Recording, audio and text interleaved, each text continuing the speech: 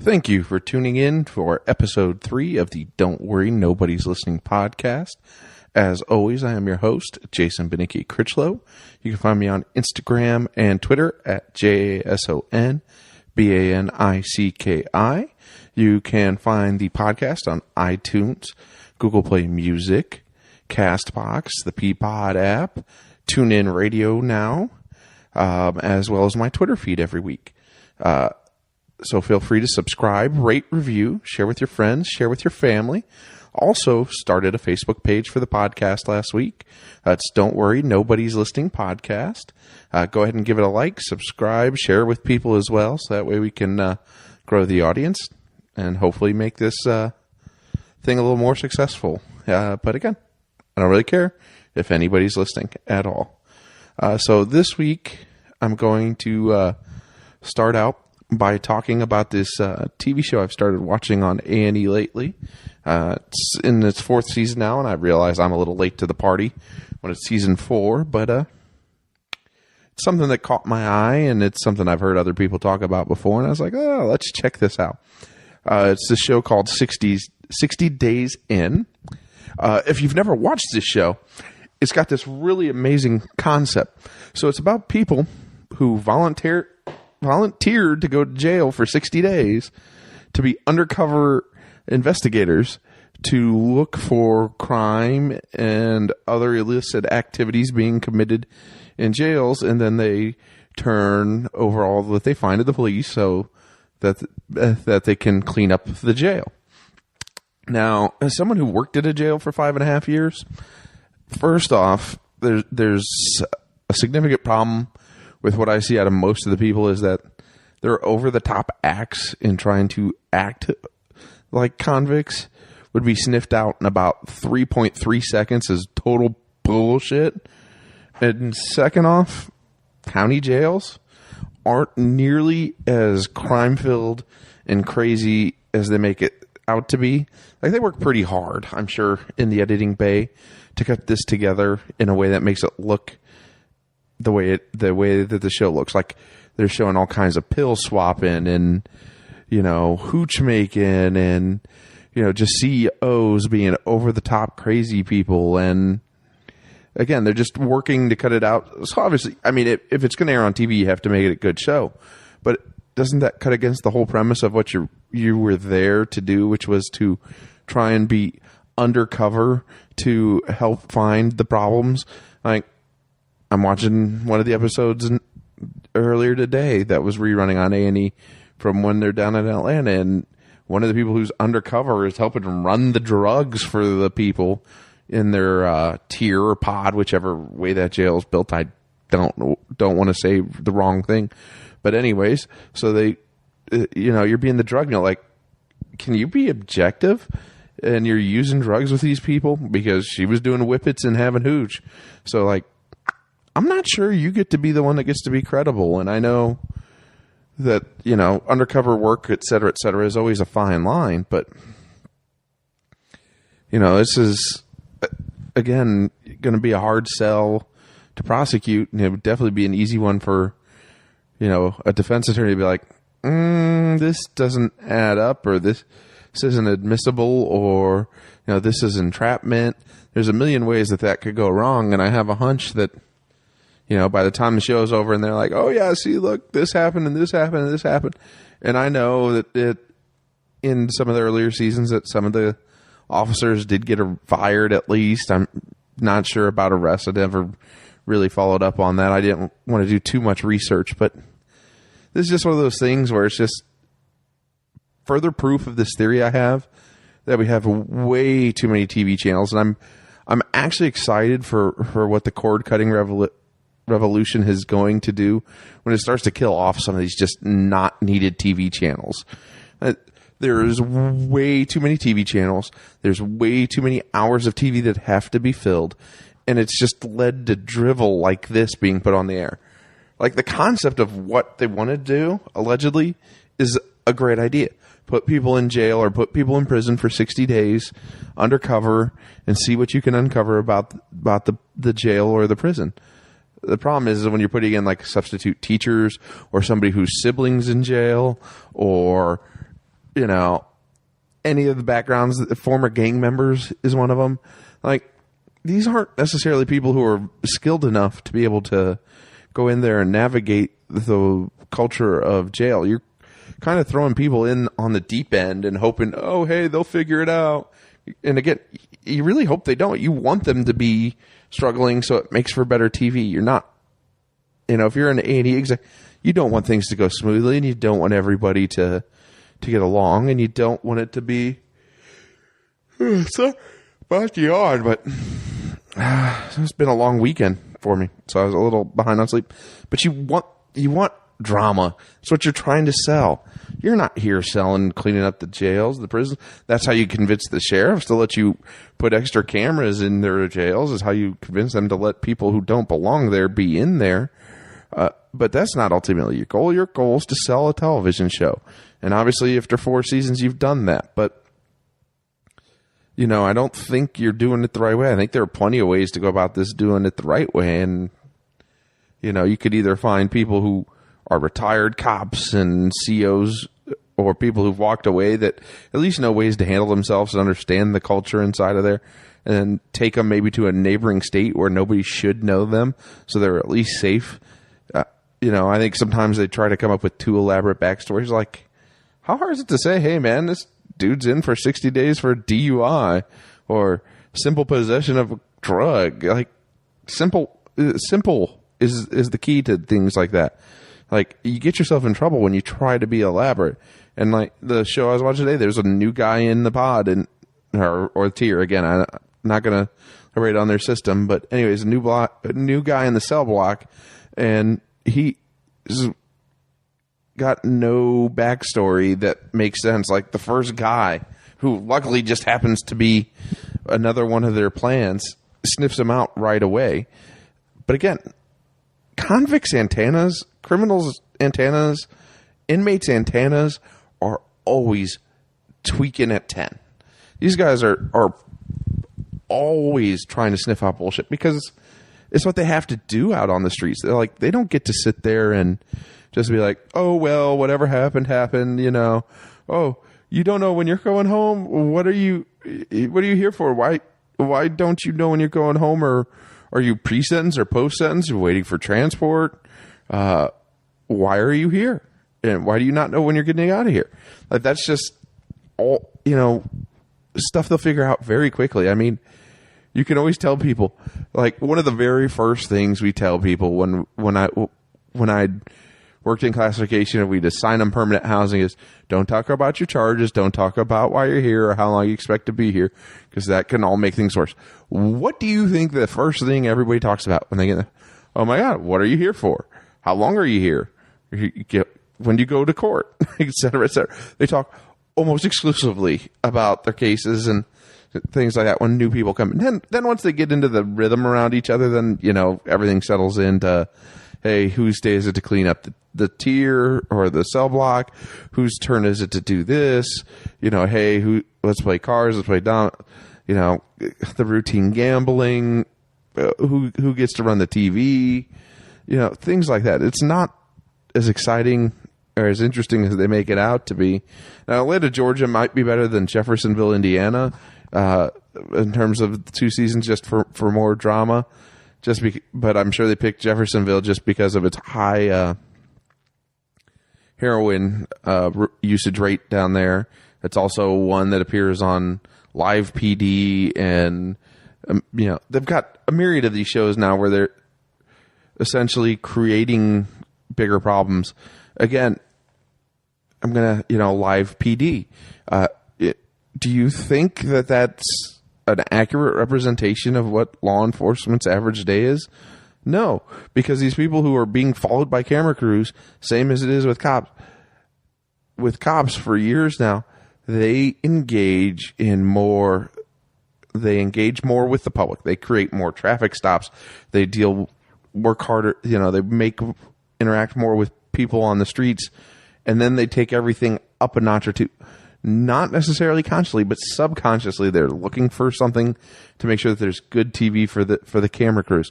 The officers, you know, may not inherently like the idea of it, or they may. Who knows? But again, once you have it there, of course you're going to try and put on a show and come up with a way to give them something to sell. And it is what it is, but I'm not sure why how these shows get to be so successful. I don't understand. Like, Keeping Up with the Kardashians is on season 675. Who the hell wants to keep up with the Kardashians anymore? But it's kind of a symptom of a bigger disease that's just become endemic. And it's like I said, I think cord cutting will help it somewhat. Whereas cable was able to charge rate increase after rate increase after rate increase to shove channel after channel that nobody wanted to watch down our throats. And then TV channels had to create more programming, that things that should have never been TV are now TV. And hopefully, like I said, as people cut the cord more, then cable companies to get subscribers back will have to lower the rates, which is going to mean either these channels have just no money to make their shows, or they become unprofitable, and you're going to see a contraction in television channels, which means there'll be more value more incentive to actually attract viewers in to keep your channel going, and you'll have to raise the quality of your programming. It won't be able to be just, we'll put out one or two good shows.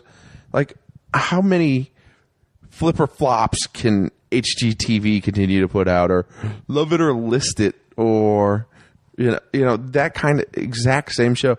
Hey, my second beach house. Oh my God. I only got 1.2 million to spend on my second beach. And people watch this shit over and over again. Like, I don't get it. And it's who we are. And like I said, I watched an episode and a half of 60 Days In, and in an episode and a half, I've pulled out significant problems, and it's just like, I won't be able to watch it anymore. It's not enjoyable. It's garbage TV. It's terrible.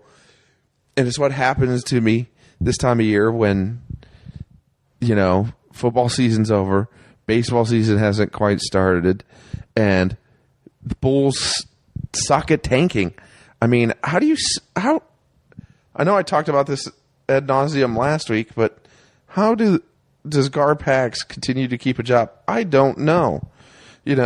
Somehow they go into a trade deadline with a team that is trying to rebuild, and at least one obvious veteran to trade, possibly a couple other pieces that could have got them at least something of value back that doesn't necessarily have any value for them going forward. And instead they're like, well, we don't want to trade Robin Lopez because he's part of the culture that helps keep these kids that we're bringing in moving forward. Like, is there a reason why you want to hang on to a center at 29, 30 years old when you're not in any position to compete for another 3 or 4 years, who's going to help you get extra wins? Like they beat the Orlando Magic tonight to push them farther up the lottery odds. It's like, again, players will never tank, but organizations are supposed to. Again, keeping Robin Lopez makes you a better basketball team, because what you want to do is have to instead play Cristiano Feliciano, who you paid $32 million over the next 4 years to, so he can be bad on the floor, but hopefully at least learn, and then your team can be better. Or run Noah Vonleh out there, who you just traded for some reason. But again, if you're not going to play him, what's the point of having him? Again, let these young kids play and develop. There was talk about them possibly trading Justin Holiday and Jaren Grant. Now, of course, I think part of Jaren Grant got hold up because Chris Dunn's still in concussion protocol. And Justin Holiday is a cheap piece, but again, shouldn't he have been able to get you at least a second-round pick at the deadline, even though he's got another year on his deal, because it's super cheap? But again, this is why the Bulls are going to continue to just not quite get over the hump, because Garpax is Garpax, and they're going to continue to Garpax shit up. And just not, they won't 100% commit to the process. And again, I know I just talked about this last week, but it's annoying as hell, as a fan, to watch your team suck so bad at sucking. Like, how do you suck at sucking? Like, this shouldn't even be that hard, and yet you're fucking it up. You had Zach Levine, who you're now probably going to have to pay. You traded Jimmy Butler, and now you're going to get to an offseason where you may end up paying Zach Levine more than you would have had to pay Jimmy Butler to be a weaker version of him. You're going to have Lauri Markkanen, who's basically the same thing you had in Nicholas Mirotic, and now you've got Chris Dunn. That's one thing you've got to show for it, in addition to what you had, but you're still at a net loss because you could have still had whatever you drafted this year to go with it. But again, this goes back to panicking 2 summers ago and spending money on Rajon Rondo and Dwayne Wade, who didn't fit what you were doing, didn't even fit what you said you were going to go into that offseason, Gar, for him to get younger and more athletic. Instead, you got older and slower and less athletic and couldn't shoot. And oh, wait, you were going to add shooting too. Oh, nope, didn't add that. This is what happens when you let sports teams operate without a plan. You get just bad move after bad move after bad move. But like I said, luckily, pitchers and catchers are getting ready to report. The Cubs added Yu Darvish. It's gonna be another good season to be a Cubs fan after 30 plus years of mostly terrible seasons. There was 84, 89, and 98, and 2003, 2007, 2008. And then now we're on pace to be in a position to compete to go to our 4th straight NLCS again. What more could you ask out of a baseball season? The Nationals will be a little more formidable this year because we don't have Dusty Baker to mismanage the bullpen and mismanage the playoffs for them. So that'll hurt a little bit. The Dodgers are down a starter since they had Yu Darvish and don't have Yu Darvish now. That's a big piece to be missing, believe it or not, for them. You're counting on a lot of things to go your way. But again, it's early. Pitchers and catchers still haven't reported. Games haven't started being played. So it's a little too early to pencil the Cubs in for either the NLCS or another World Series. But a move like that and a cost-effective move that may only be a 2-year deal, not a 6-year deal, isn't necessarily a bad thing for them. It was just one of those, they waited it out and waited it out and waited it out and used the slow-moving winner to their advantage. So kind of in the complete opposite of Garpax, Team Theo made a decent move. And trust me, if any of you know me, for years I've bagged on Team Theo and company for making terrible move after terrible move. You're still going to have a hard time in convincing me. I don't care that Zobrist hit a single in the World Series. He got World Series MVP just because of that one hit. He was not the World Series MVP, and the fact that we're going to be paying him, almost $30 million over the next 2 years is going to be atrocious. Like last year will probably be as good as he gets to be over the next couple of years. This is a guy with his injury history, and he's just at that end of his career. So you paid him $56 million for one good year, and you traded out Starlin Castro, who was really developing at that point. I know it kind of freed up to move Javi Baez to second base and Addison Russell to shortstop, but now you're counting on Addison Russell to rebound with the bat. Castro continued to develop and was way more cost effective, and who knows, maybe Russell does bounce back, but then maybe you move, again, the what if game, I could go on forever, but I just feel like we've Team Theo and company have underdrafted and underdeveloped pitching, as they historically have done. The Jason Hayward deal is going to look terrible forever. 8 years and $184 million for a guy who at the time was even a suspect bat, and has only gotten worse. So those opt-outs look, that were okay at the time, were questionable at the time, because why would you want to let him opt out at 28? Now are like, oh yeah, those were just there by design to hope that maybe he'd have a good year at the right time and opt out so we could get out of the back end of this deal. You're never going to diminish his defense, but at some point you have to add something positive to the offensive ledger. And we still have no leadoff guy going into the season. I don't know if you're counting on Albert Almora to be that guy. Or what, but it's not all roses and daisies in Wrigleyville. There's still work to be done. You're counting on a guy who's never really been a closer to now be a closer. That's a scary proposition. but bullpen arms can vary so widely from year to year anyways. Not sure exactly what you'll get there. But like I said, it's kind of this lull in the sports season that led me to discover 60 Days In, or to watch 60 Days In. I guess I didn't discover it. I knew it was out there. I watched it, and it's just like an episode and a half, and I'm like, this is terrible.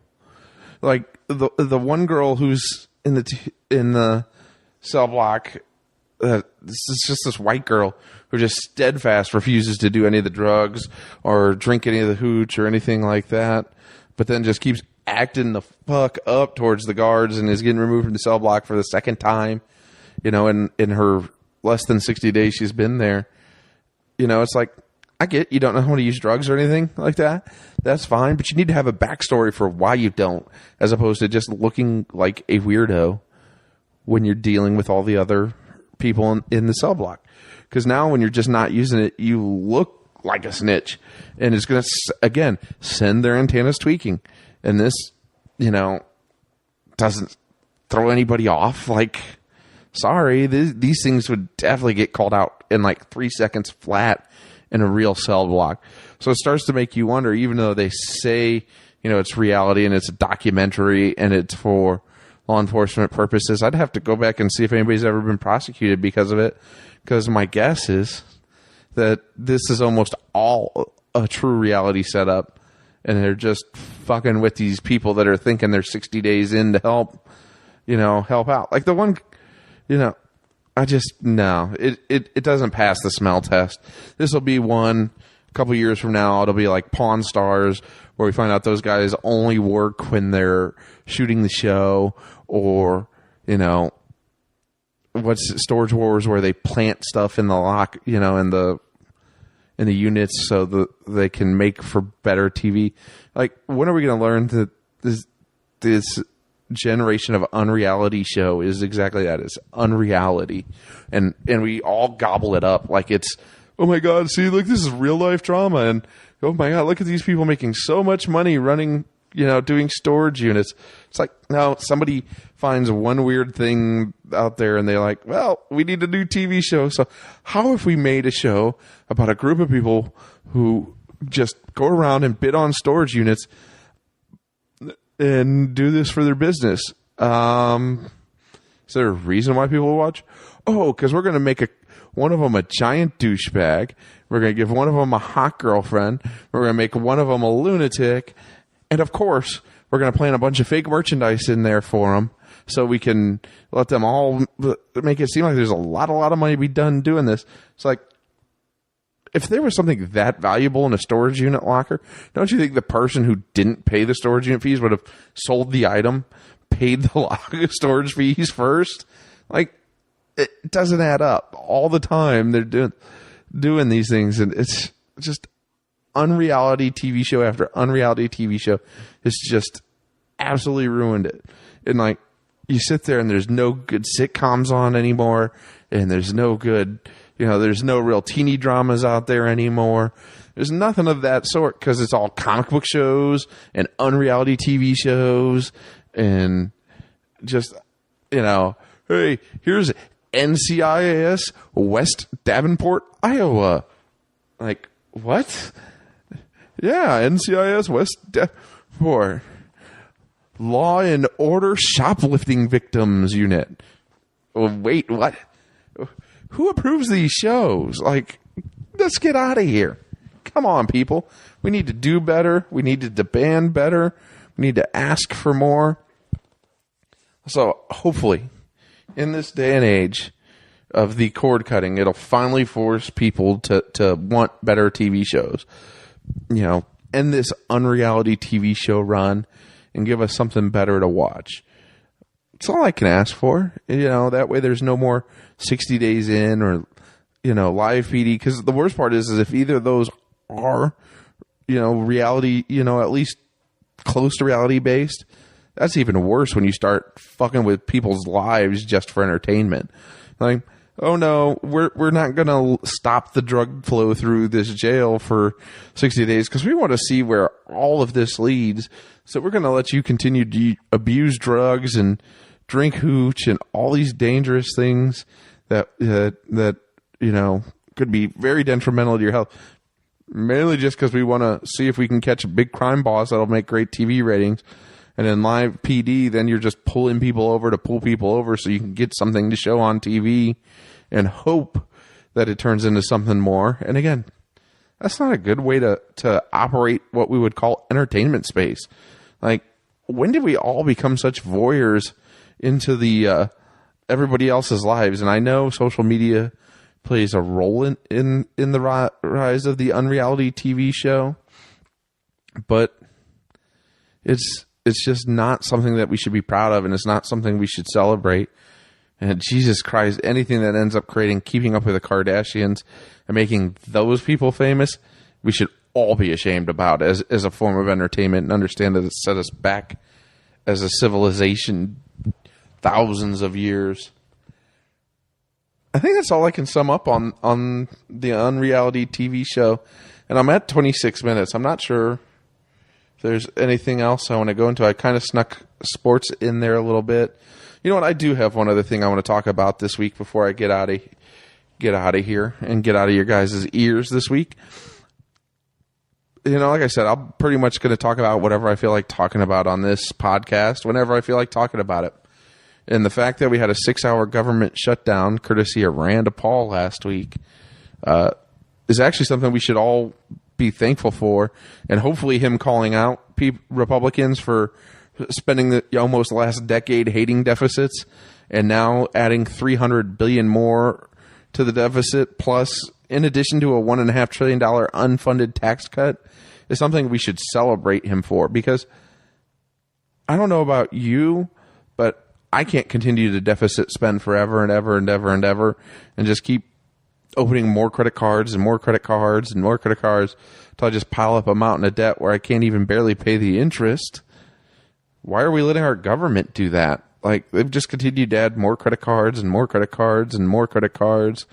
And now they're going to add even more credit cards to pay for stuff. It's like, at some point we have to cut spending. We have to balance the budget.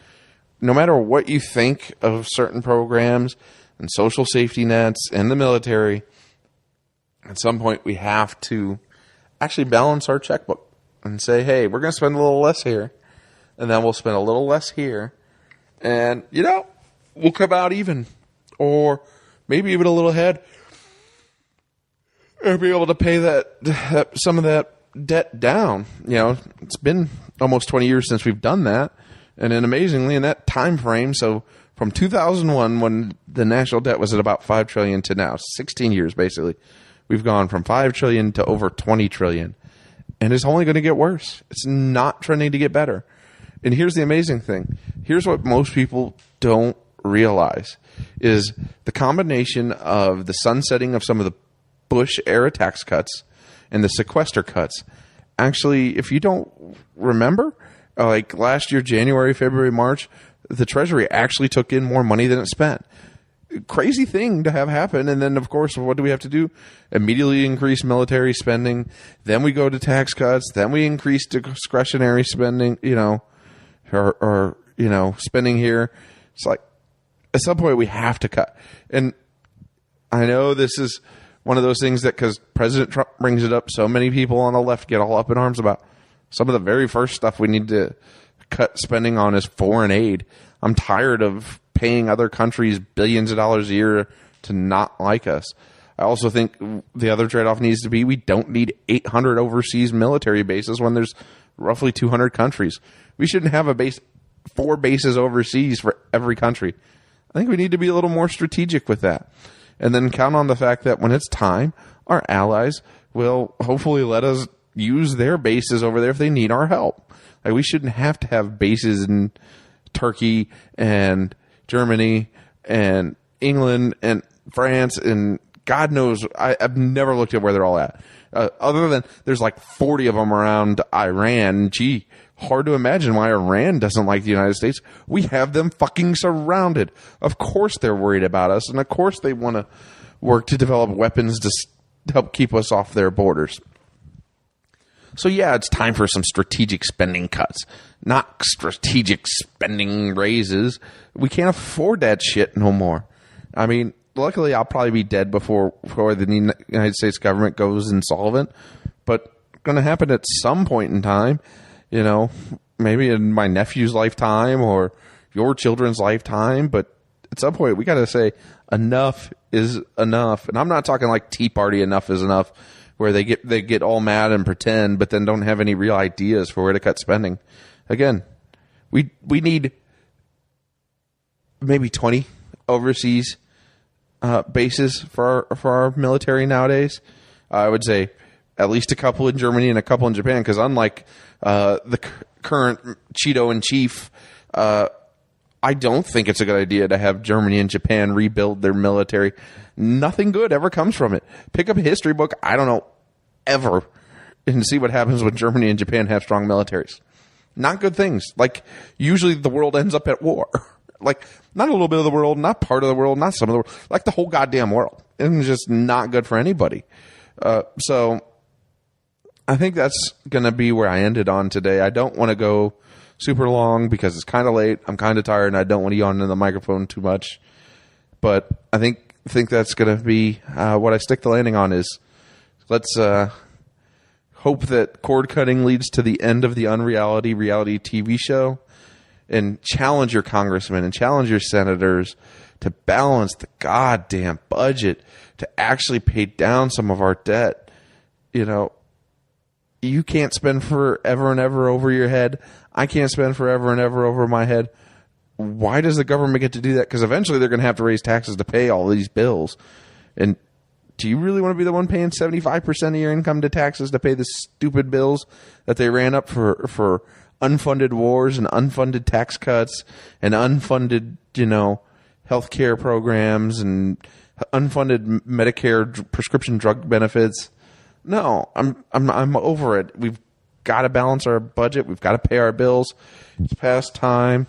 So thank you again for tuning in to the Don't Worry, Nobody's Listening podcast. So please subscribe, rate, review iTunes, CastBox, Peapod apps, Google Play Music, TuneIn Radio. It's on my Twitter feed. My Instagram is the same as my Twitter, JSONBANICKI. It's on my YouTube channel, which is also JSONBANICKI. And I will talk at you people next week. Peace out.